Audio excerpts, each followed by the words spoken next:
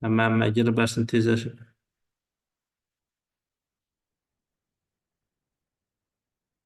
Zoom'da mı da tıp Atabek'te kur girmeyin Zoom user girmeyin yaxşı mı? Tushuntirtirma. Adı familiyangga to'liq atib yozib kiringlar. Zoom'da o'zgartiradigan yeri bor. Adı familiyani. Tezlashing. Kaçak götüren dolap çıkmıyor. Bizi geriye vakti soruyorduk ya. Atifem bilen yazadan yer çıkardık ki. Şöyle yazıp girdik. To'liq yozing, to'liq.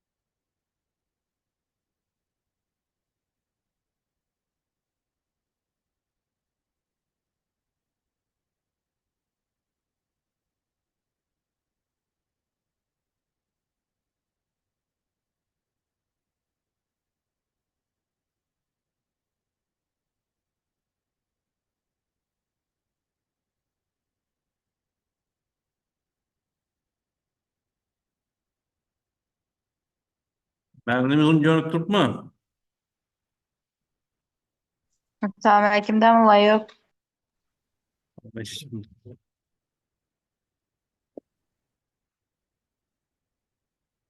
Abi oldu şu gına adam geldi mi? Tamam, ola mən Zoom-u mən registrasiya etmədim. Mən tazası qaçat etmədim. Şu adımı özgərtirərəm tutma. Biz getirip bolalar. Keyin özüm akkauntumu gizlib şuna vəcəssəm olmayım az taze akkaunt açıb oturmayın deyim mən. Namına. Kıskası ben Abi telefonda kamu tıpaşım anlam verdi hazırda.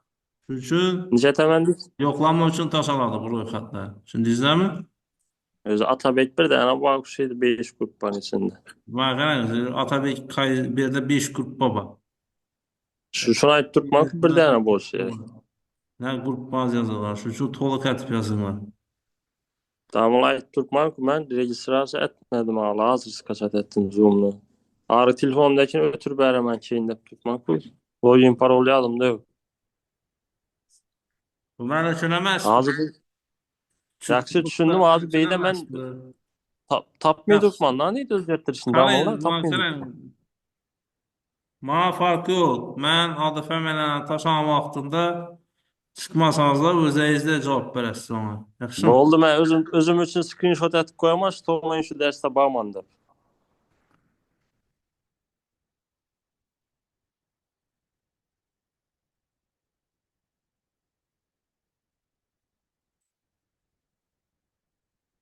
Şairana olacaksınız Aytın.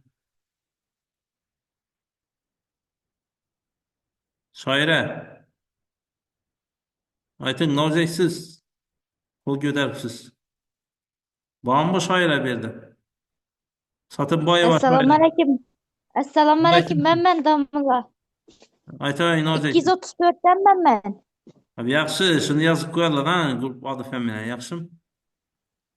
Ha, ben yine Damla hazır kuru. kayıt. Biz yani grup bağa derse gir tutmuş ya patoku tutmusunuz. Patok bir de, patok. Şunu tutmuşuz. Ha. Patoş diye bu. Onda özgürtürk kuramam patok bolsa.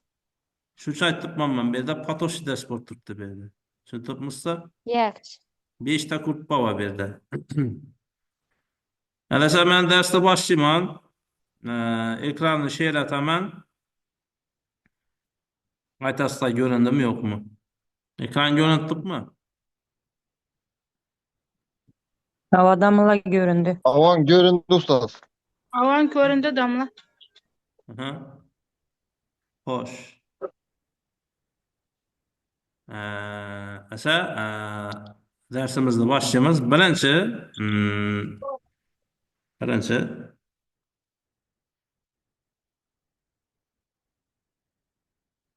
Xo'sh, dastur neda qoladi?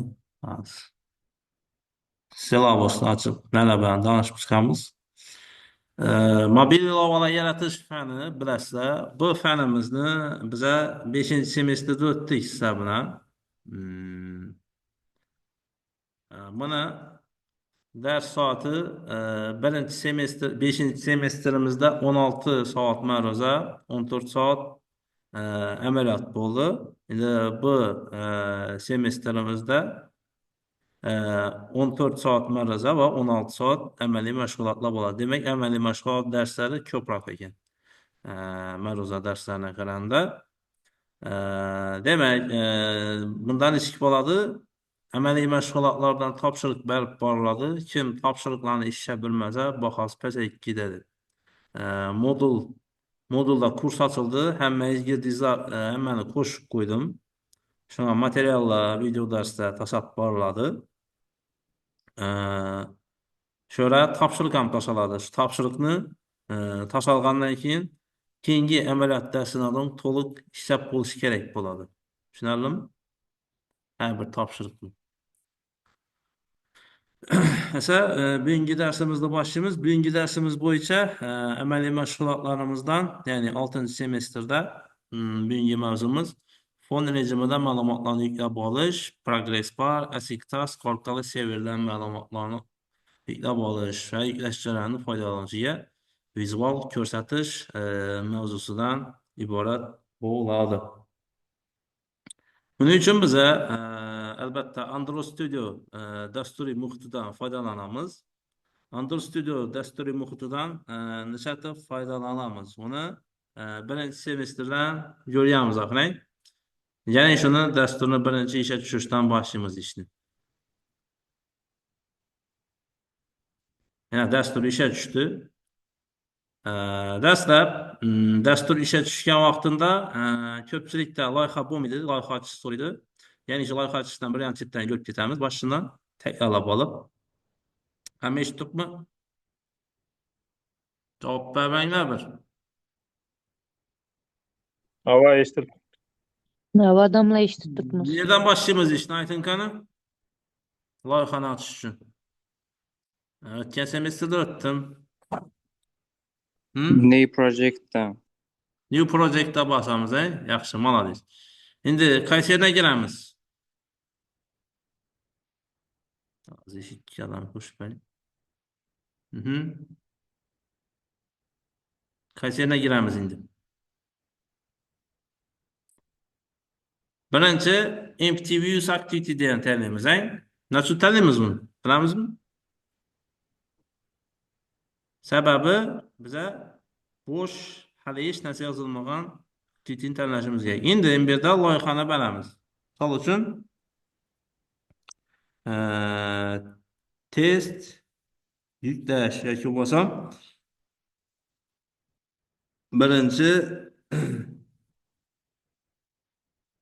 birinchi amaliyot deb qo'yamiz adını. Birinchi amaliyot deymiz. Endi bu yerda Java dasturlash tili turadi va finish tugmasini bosamiz.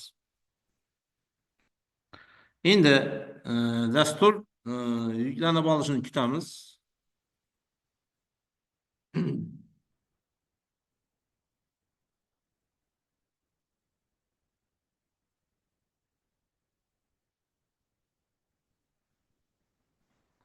Dastur yuklanib olishini kutamiz. Endi yuklanib olib bo'lgandan keyin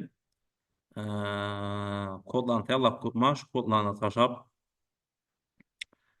ishlab boshlaymiz.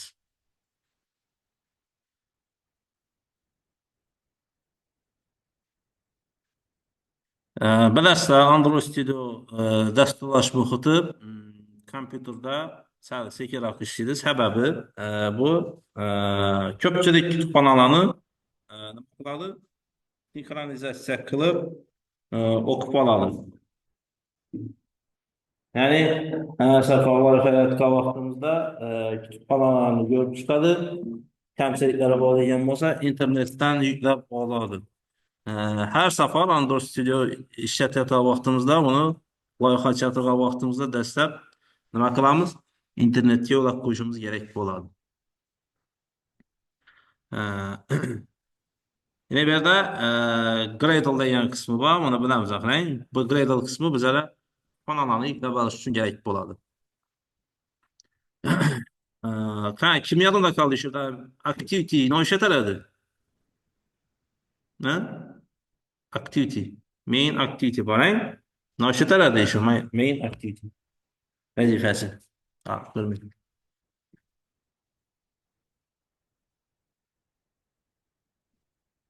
Main activity vazifasi. Kim biladi? Kim javob berolmaymi? Xo'sh, mana qarang, konferensiyaga girish, darsga girib turib chiqib ketdi tursa u.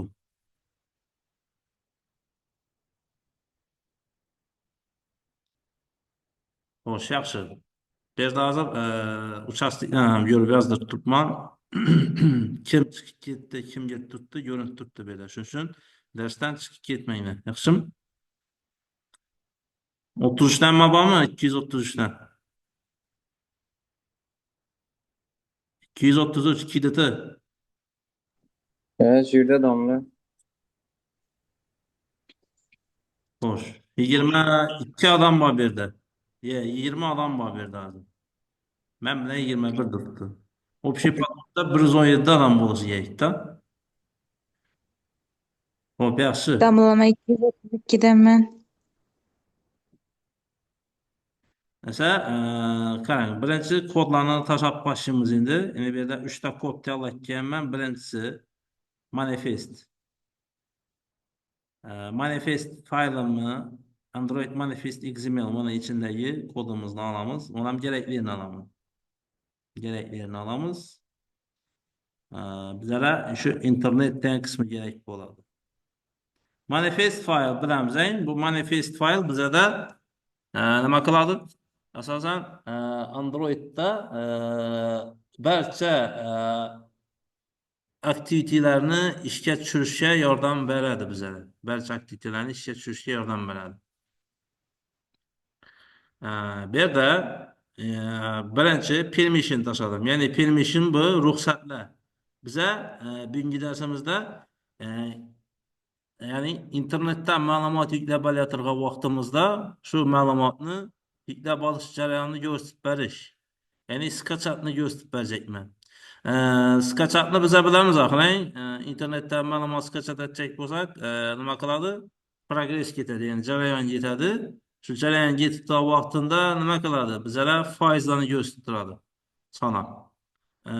Endi shu narsani biza hozir nima qilamiz? Yashaymiz.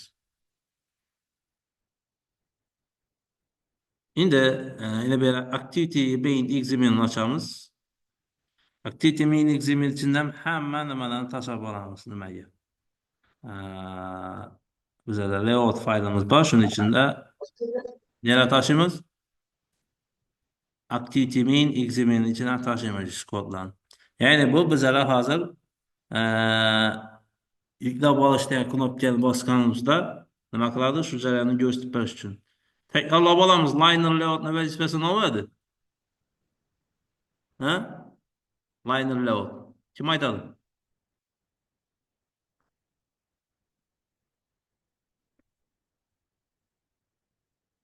Hamma o'tiribmi shu yerda? Xurshid, Damla salom alaykum. Xurshid, keyin Abdumutallib, Diyorbek, Evet, şurada damla. Gulnoza, Marjona, Ra'no, Sen 232'den ben Gülnaz'da. keyin kimlar bor bu yerda? Dilnoza Polvonova, Mehrinso, Nodira. Ozchilik sizlar. Odam qo'shilmaydi sizlarda. Yaxshi. Text view nima ishlatadi bu yerda? Bilamizmi? Text view'ni vazifasini? Tekstni chiqarib beradi domla. Matnlarni chiqarib beradi, Ha, Aha. Nana progress barmi? Bilamizmi? Progress barmi? Progress bar bu ma'lum tekstin ma'lum bir joyini ma şunun yerini çıkarıp beradi onunma. Progress bar bu sizler ma'lumot yuklayotgan vaqtingizda faizlarni ko'rsatib, do'da ikkaladan knopkani bilasizmi? Masalan, Aha. chatayotganda nima desam? Loading degan narsani bilasizmi? Loading. Misol uchun bir ma'lumotni yuklab olatirsiz internetdan. Ma'lumot yuklab Zagruzkasini ko'rsatadigan narsami? gösteradigan narsa progress bar. Jarayonni ko'rsatadi. Battinni. Battinni vazifasi nima? Button tugma. Battinni vazifasi bu bosish baribir jarayonni bajaruvchi bosish. Hozir bizada bu yerda 3 ta narsa joylashtirganman. Birinchisi text view bu progressni sonini ko'rsatadi. Nechalik foiz bo'ldi. Progress bor esa shu bo'lib keladi. Shunda jarayon bajarayotganini ko'rsatib turadi vizualni. Button esa shu ma'lumotni yuklab oladigan vaqtimizni ma'lumotni yuklab olish uchun kerak bo'ladigan tugma hisoblanadi. Endi nimani ochamiz? Activity main XML ochamiz. Mana shu yerdan hamma kodlarni ko'chirib oling. Shularni tahlil qilib beramiz. Hozir kodlarni tashlab jarayon bo'lishi kerak edi. Endi bu yerda progress bar, button text view. Nasıl shakl deyishini, shuni aytinglar qani, kim javob beradi shu yerda?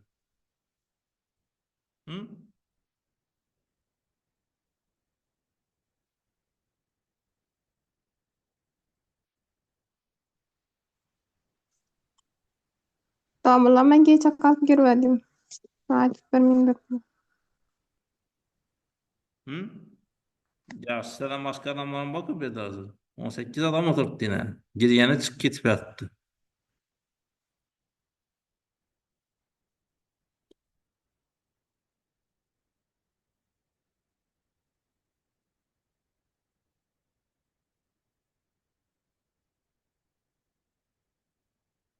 Text view, button, progress bar. Bularni bize XML'da çakırganımızda bir de kod koyamız. Sebebi.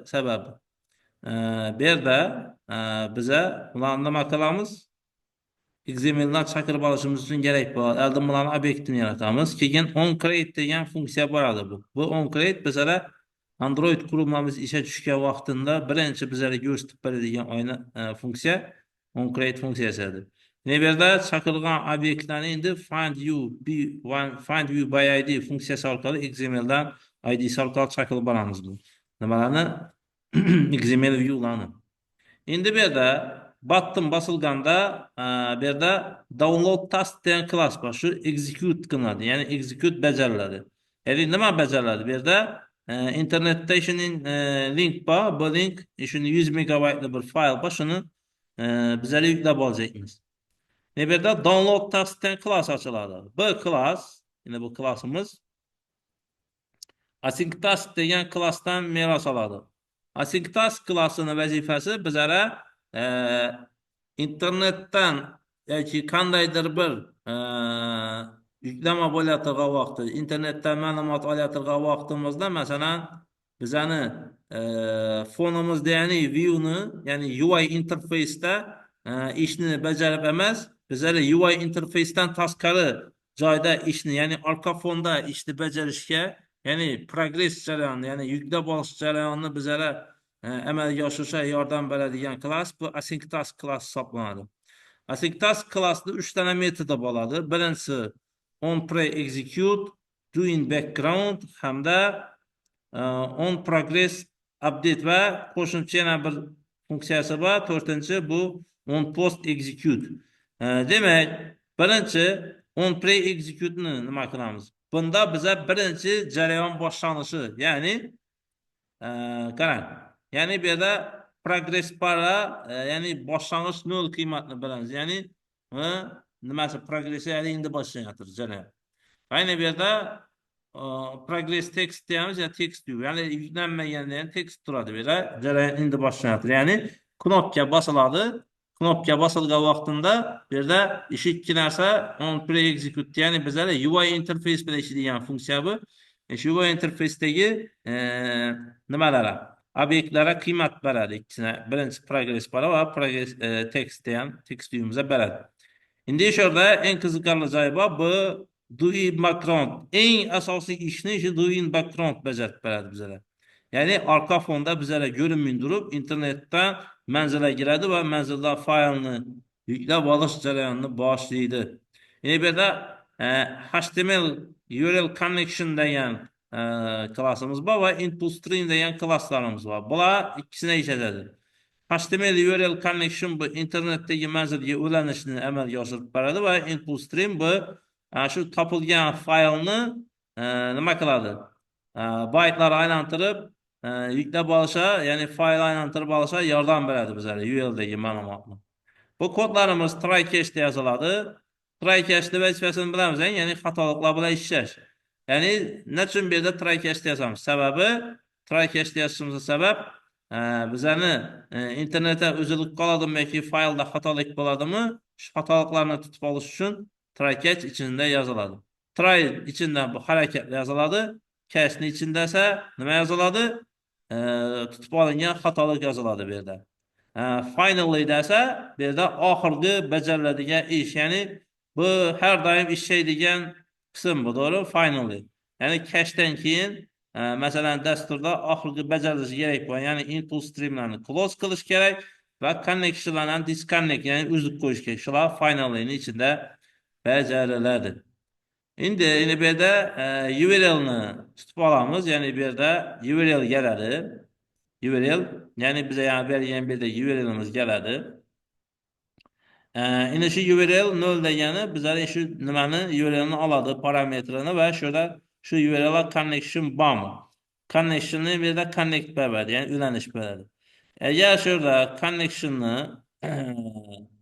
şurada file izledi connection bo'lsa, şu connection nima qiladi? Input stream'a şu connection'ni git input stream atib, ya'ni bunu file atıp input stream obyekti o'tiramiz. Şu obyektimiz uni faylni ishlatadi. Buffer xotiraga joylab boradi. Har bir nimasini bo'lak bo'lib. Va shularni buffer xotiraga qo'yib, keyin bu yerda nima qiladi? Har bir bo'laklarni, ya'ni byte'larni nima qiladi? Count etib sanab nima bo'ladi? Qo'yib boradi. Total count'a qo'shib boradi bu yerda. Total count'a qo'shib boradi har bir byte'ini qo'shgandan keyin bu yerda nima qiladi? Ana shu qo'shilib shuni yine bu yerda foiz o'tirishi 100 ga ko'paytiriladi va bo'linadi. Faylning o'zina lenzina bo'linadi. Foizdagi o'sish uchun byte'larni. Necha foiz, necha byte yoki necha kilobayt yuklab olinganini progressga o'sish uchun shu formula yoziladi. Progressimiz oxirgi progressga teng bo'lmaguncha bu jarayon bajariladi. Va publish progress funksiyasi bu progressni yuborib beradi bu yerda. Ya'ni jarayon ketib turganini yuborib beradi bu. Bu nima qiladi? Bu ma'lumot bu yerda keladidan publish progress on progress update yuborib beradi bu. On progress update nima qiladi? Kelib turgan ma'lumotni progress bora yuborib turadi burada. Ya'ni values 0. Endi bu narsani bilamiz, yine bu integer values deb 3 nuqta belirlishi funksiyada, misol uchun sum degan funksiyada xohlagancha qiymat inlattirib yirib ketishi uchun endi nuqta bilan beriladi o'zi. Tushunarlimi? Shu nuqta bilan berilishini sabab. Ayni bu yerda set text atib text uyiga ham qiymatini ko'rsatib boramiz. Endi post execute'da bu yerda jarayon tugagandan keyin 100% fayl yuklangandan keyin on post execute'ga tushadi. Hozir biz endi şurada nimani darsni ya'ni dasturni ishlatib ko'rsatib beraman. Xo'sh, buning uchun yine bu yerda running device'ni nima qilamiz?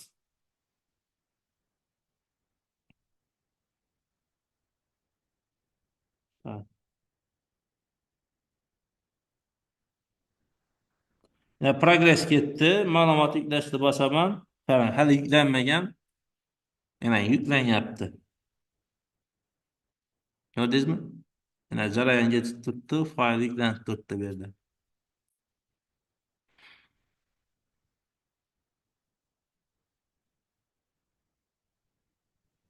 İnternetimni tezligini qarab turib, progressiya tezlashadi yo sekinlashadi.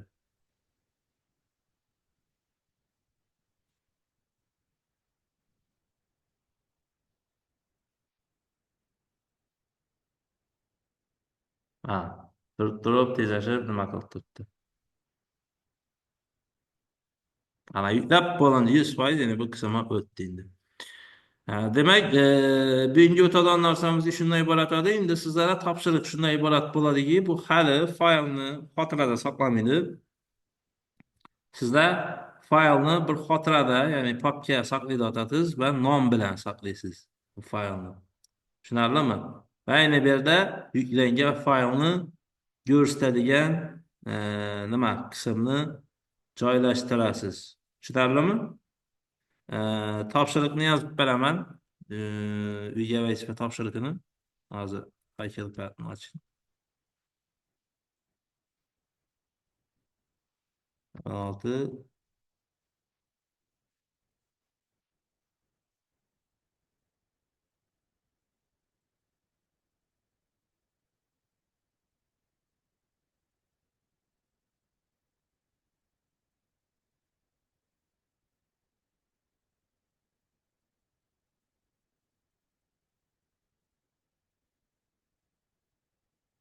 Qarang, topshiriq berishdi. Savollar bo'lsa bering, ayting. Savollaringiz bormi? Ders bo'yicha.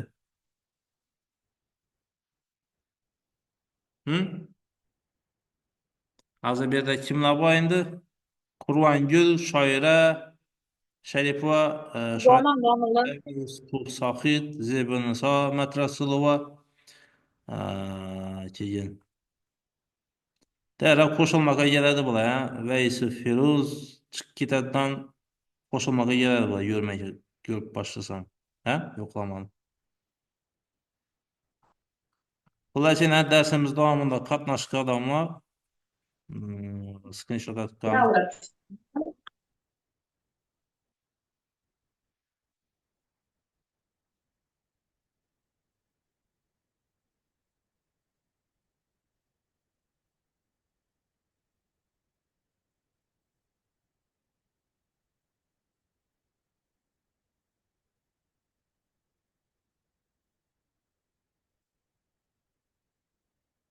Demak, tushundingizmi darslar? Shahnoza Karimova, Marjona Jumanazarova, Dilnoza Qalandarova, Abdulla Fatih, Xurshid, Vaqt Xurshid, Diyarbek Umarov. Sağ adamlar tushundik. Polvonova Dilnoza qani? Chiqib ketdimi? Hali darsimiz tugamadi-ku.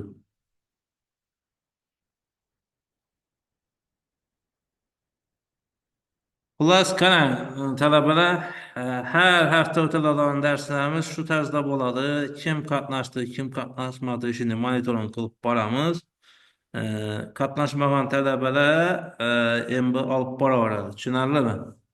Shu yerda o'zi nima qilamiz? Screenshot atib, sizlarning davomatingiz o'quv bo'limiga tashlab boriladi.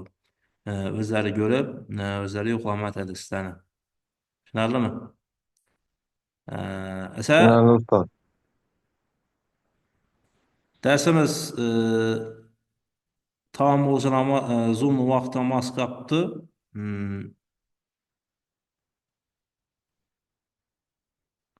Shuning uchun nima qilamiz? Vazifani tezlashtirib beraman sizlarga. Topshiriq.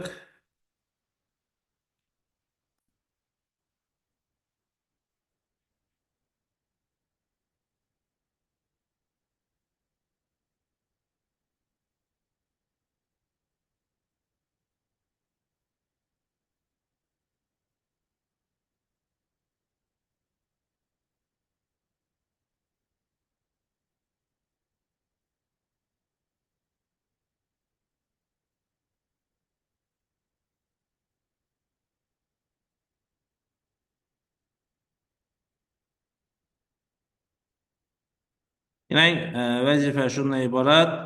Asigtas klass orqali faylni internetdan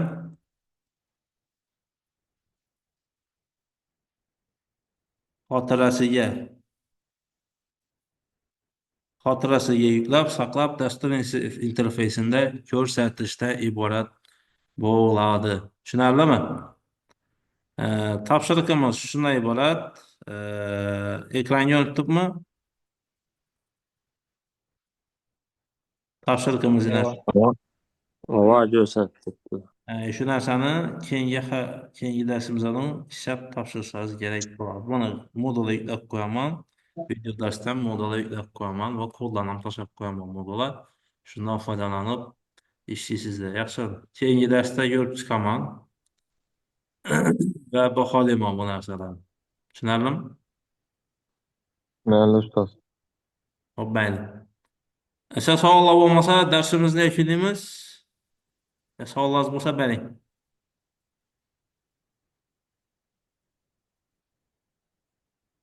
Bormi savollar?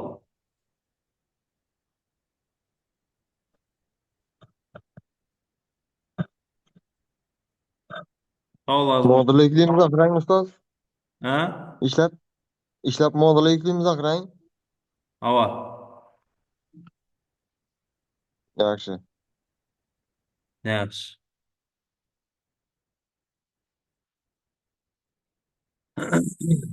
Hammaga ruxsat chiqishingiz mumkin.